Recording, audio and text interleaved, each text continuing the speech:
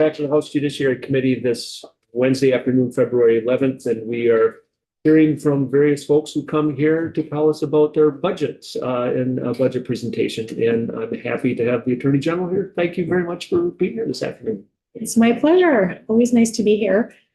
We did prepare a slide presentation.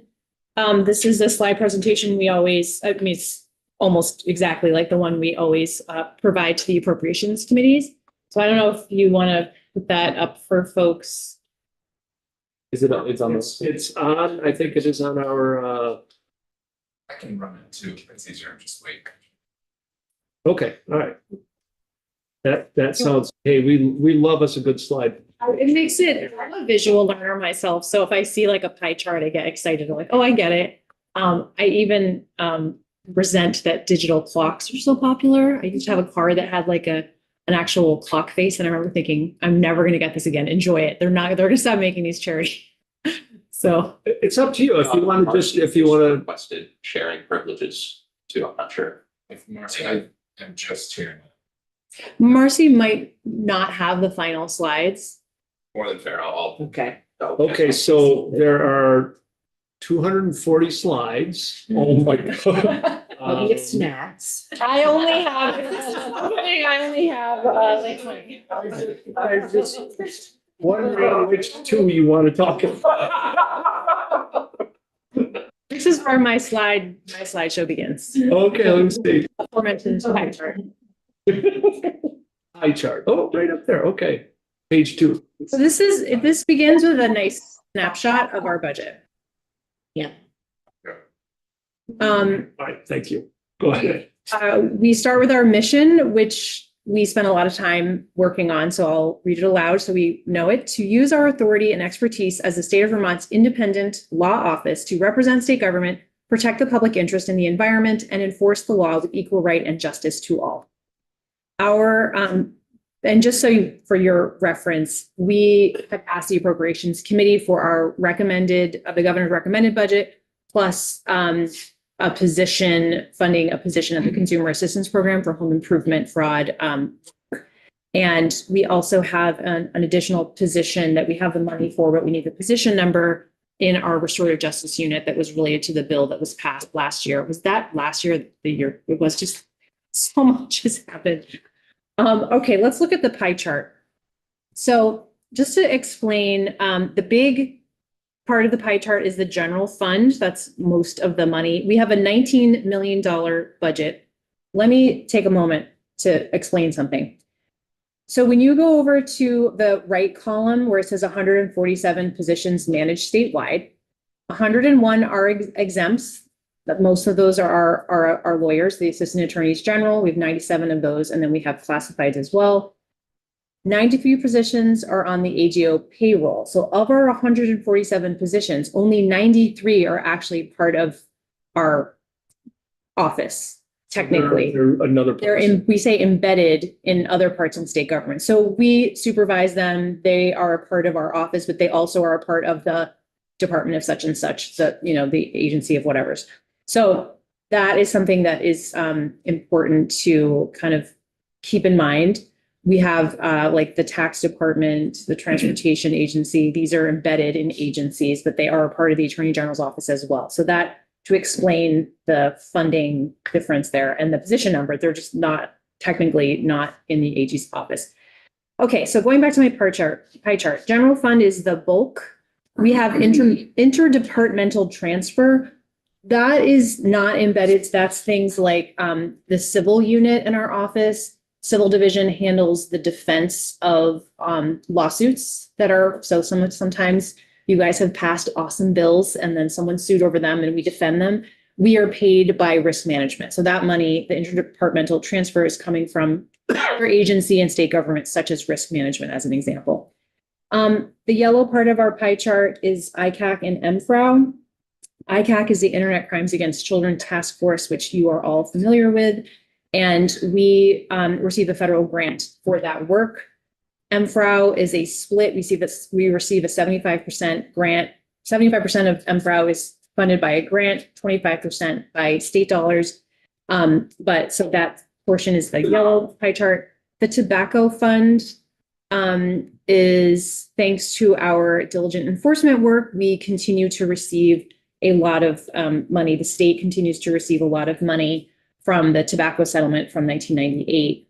We received probably, it's here somewhere, but it's probably $25 million, which we receive every year as a result of that. And we keep some of that money to do our diligent enforcement work. We diligently enforce the statute that you all passed in conjunction with that settlement that allows us to keep the full portion of the amount of tobacco money we are allocated in relation to the settlement. And then the special fund is basically consumer settlements, which I will go over later. Our consumer unit has every year brings in money through settlements, or so far can't think of an actual case that went to trial, but I suppose that's an option too. So far, they're settlements, and they're listed in a later slide.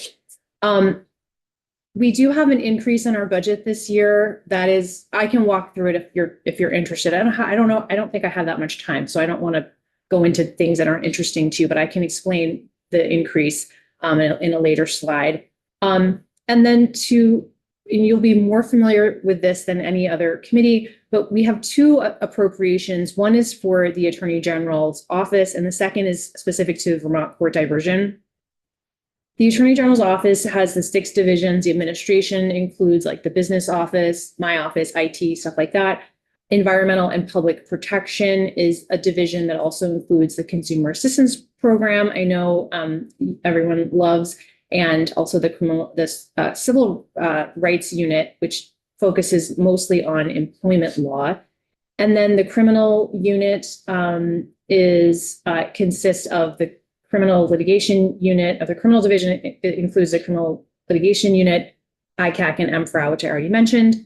The general counsel and administrative law division are some of those AAGs that are embedded, like tax, transportation. They also do a wide grab bag of things. Human services, we staff lawyers at the Agency of Human Services. So we have lawyers at the Department of Mental Health, at the Department of Children and Families, at the corrections. And then the civil division, I already mentioned, we defend the state when the state is sued, in essence. Vermont court diversion is, of course, a part of our community justice unit. You hear from Willa Farrell from time to time on this. I know you guys worked really hard on a restorative justice bill as discussed just last year, so I won't belabor that, but that's as you know, that is really a grant program, the Attorney General being the umbrella. And then we have all of these local restorative justice and community justice units that we provide grants to, and they perform the work and do a great job doing it. Okay, so does anyone have any questions on that slide? I'll just keep trucking through until someone stops me. Any question? Go ahead. Our next slide looks like this. Now I'm nervous, so I'm showing you our next slide. This is the mathiest of the slides, and well, we have one that's even mathier, but it really gives an overview of our budget. So I'm going to highlight, because I referenced this earlier, on the far right, we have our green box that talks about the reasons for the increases. So you can just understand this isn't because of something really that we're doing. It's things that are, sadly, we don't control: the Pay Act, health insurance, the retirement. We are getting a case management system that is new, and we're asking for that to be embedded into our budget. This has been in the works for many years. We actually got, I think, maybe $2 million to begin the process and develop the case management system. When I arrived at the AGO in 2014, we had an outdated case management system that we were told would soon be like obsolete, and the company that sold it to us would not be able to update it. We still have that system in 2026. It's very clunky, and it's really essential that we get this. So I'm very, very excited, because we've all been putting up with the law manager, which has been a nightmare. As you can imagine, technology's changed a lot since when I think we got it in 2013, 2012. So is that through ADS? Yes, so we work closely with them on that. Yeah. Yep. I kind of already went through the funding sources, so I won't go through that with the pie chart, but I just wanted to draw your attention to the top left of the page. It has an overview of like the full budget, and just take a note that the personal services, meaning people, the salaries, that is overwhelmingly the largest part of our budget. So that's a note for you. And then the operating expenses is obviously an important part, but you can see that most of what we do involves paying people to do work. If you have other questions, this green box at the bottom can answer some of the other questions, but I don't want to spend a lot of time on it because I think there's a lot of other good stuff. So the next slide, we sort of give a highlights on what we're up to, and I'm happy to provide that. The first thing that we talk about is when we're in the defensive posture. So we have been defending the large capacity magazine ban and firearm purchase waiting period requirement. Also, more recently, the Climate Superfund Act. We also were in a defensive case, or we defended the state with a private school tuition funding statute. And then the Secretary of State was recently sued because she was following the law and refused to turn over the voter list. So we're defending that lawsuit as well in federal court. And then we also find ourselves as the plaintiff sometimes on the defense. And here's just a list of some of the bigger cases that we have going. We sued Exxon and other fossil fuel companies using a greenwashing theory that they had lied to consumers about how environmentally friendly their products were that used the Consumer Protection Act. PFAS manufacturers were sued under a previous attorney general I worked for, as you may recall, many years ago. And I hope to go to trial in the next year. We'll see if I get my wish or not, but that is my hope. We have sued opioid marketers and distributors and have brought many, I think, tens of millions of dollars at this point into the state with various opioid lawsuits, which we continue. We also sued Meta and TikTok in separate cases relating to harms perpetrated against youth, getting youth addicted to their apps.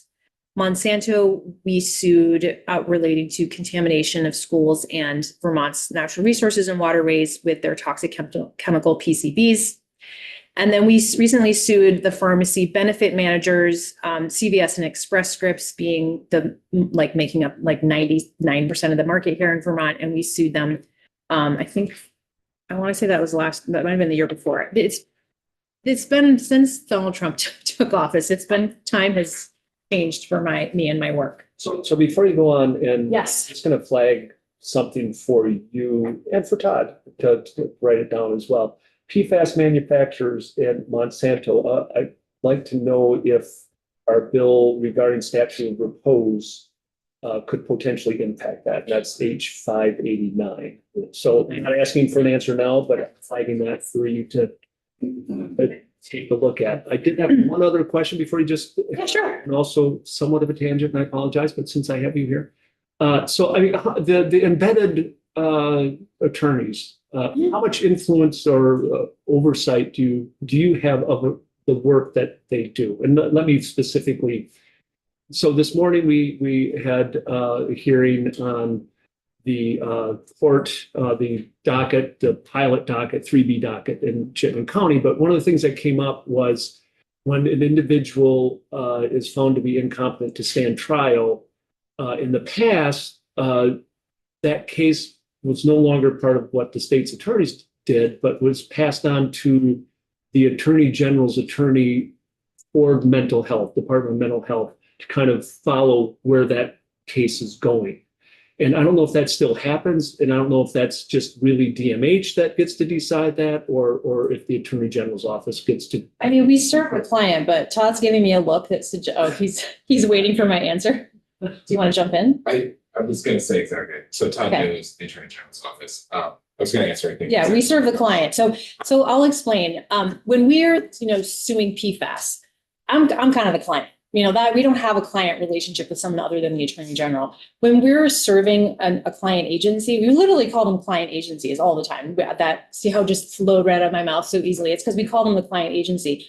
we advise them. We are their lawyers. We counsel them, in like that traditional way that you're a counselor. We counsel them, but ultimately they're the client. They make the calls. And I mean, we're proud to represent them. That's why you hear me joke about, people like to, pit the Democratic Attorney General against the Republican governor. And I'm like, hey, he's my favorite client.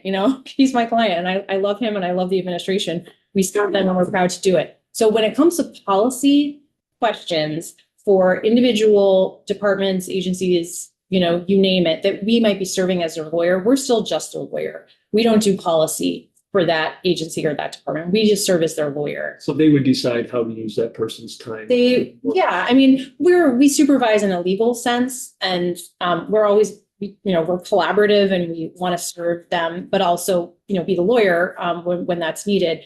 But when it comes to setting a policy direction, that is not our lane. We're the lawyer. Okay, thank you. Yeah. You said you had two questions. I think those, the one was this. They were related. Oh, got it. Yes. Okay.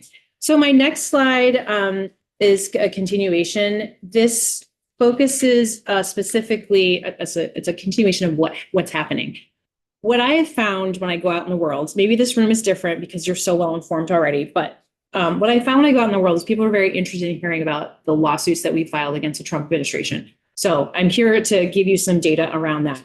We have so far, unfortunately, had to sue 41 times, and that's a lot. It's much more than the first Trump administration. We still had to sue a lot, but this is much more, unfortunately.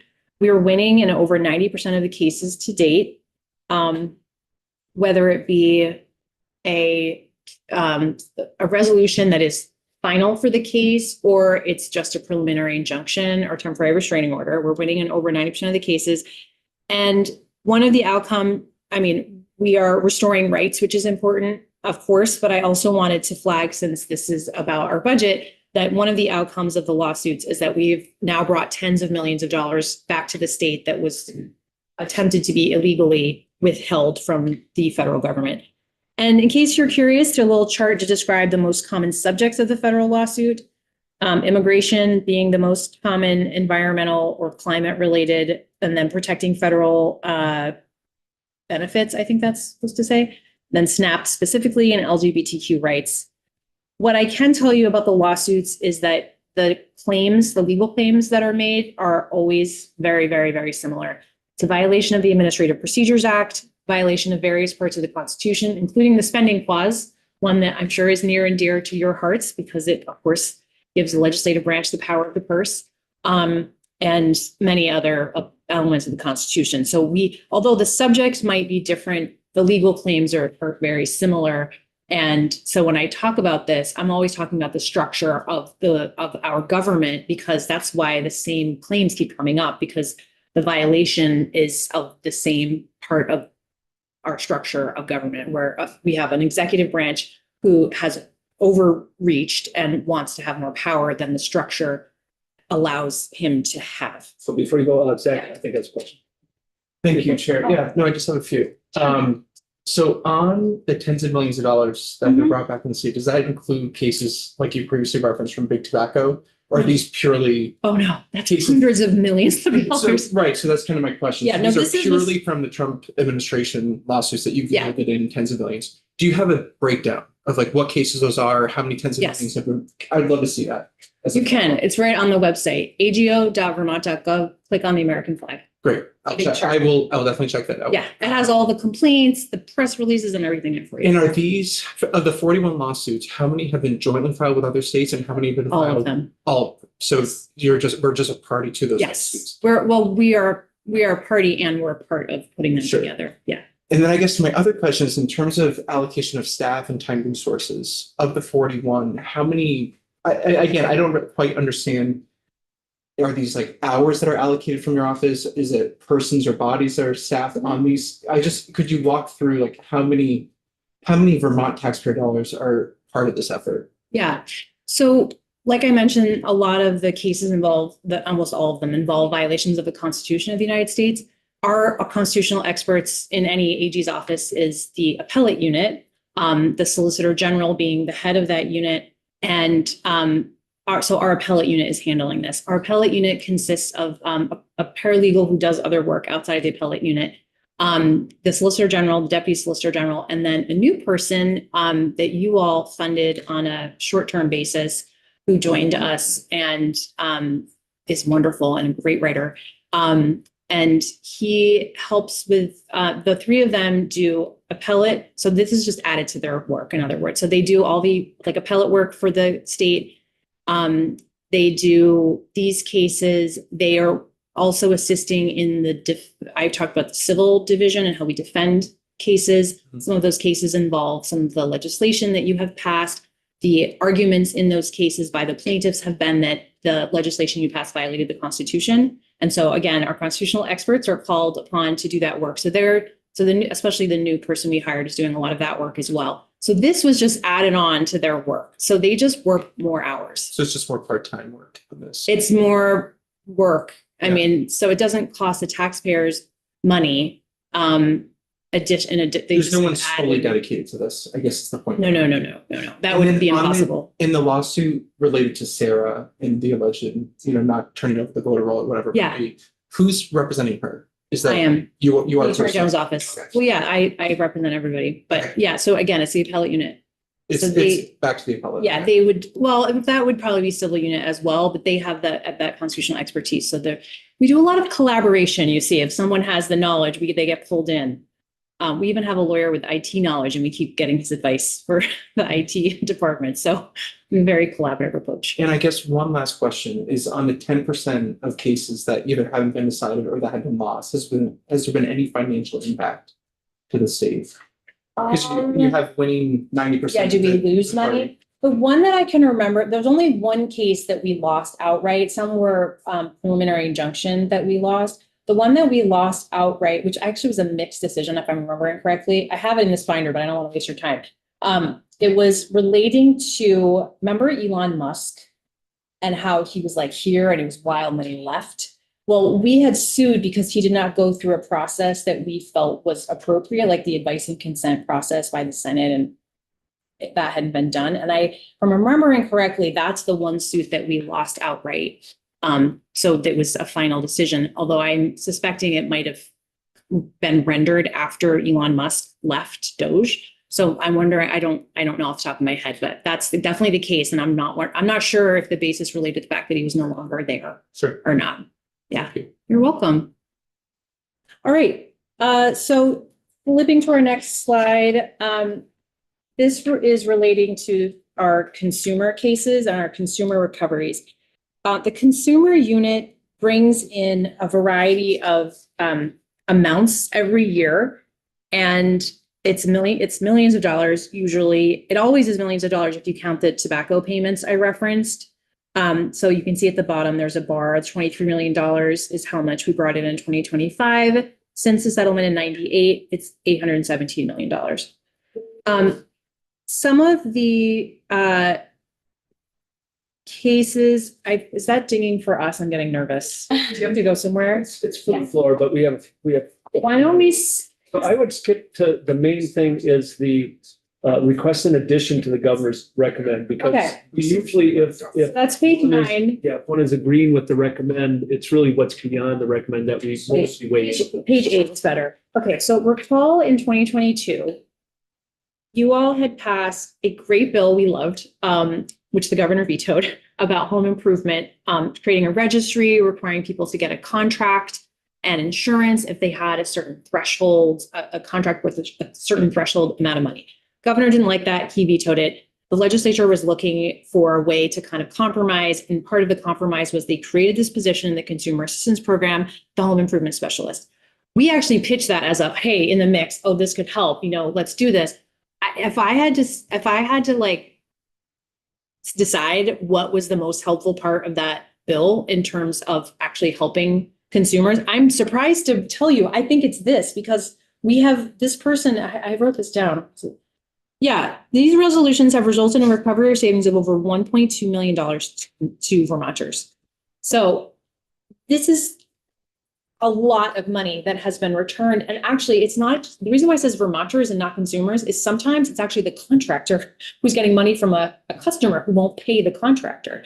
So the person who's in this role right now is he was a paralegal and he was a contractor. So he's just like no nonsense personality, very good at resolving these. And it's just a really, really great tool to help, frankly, sometimes unsophisticated contractors, navigate, hey, this is how this works, and come to a resolution in terms of a mediated kind of settlement, if you will, outside of court. So it's working great. However, it's a limited service position, and we don't, not only do we would like that to be continued, the position continued, but we also don't have the money in the budget. I just think this is such a great deal. Highly, highly recommend adding this on. And then the second one is related to the restorative justice bill from last year. We created an assistant director of court diversion. We have the money. We'd like to convert the position so it's permanent. It needs to be permanent because it's a program that you all created and we're running it. And we said we could do it, but we need the position. This is the position. So that also would be great, but we do have the money this year, so we don't need the money in the budget. That's great. Yeah, and that's, like I say, that's really the part that in our budget memo that we focus on is if you agree with the recommend, that part's not, they don't really ask us that much about Okay. that. It's really what is about. Yeah, so this is it. All right, Otherwise, it looks good. great. Any questions, last questions before, I mean, we do have music that's on the floor for the vote. Music. Does tobacco ever end? No, people stop smoking. The calculation is made based on like market share. In fact, sadly, during the pandemic, we got more money. We got like $2 million more for a couple of years because everyone started smoking again. So there was more tobacco smoking. So the more people smoke, the more money we get. It's very sad, but that's how it works. Yeah. So we're going to be adjourned until tomorrow at 9. We have a budget presentation from victims advocates, and then we'll be taking up tomorrow. Thank you so much for coming here. Thank you. Really appreciate it. And So apparently I was just shut off. I thought you were done. That was your question.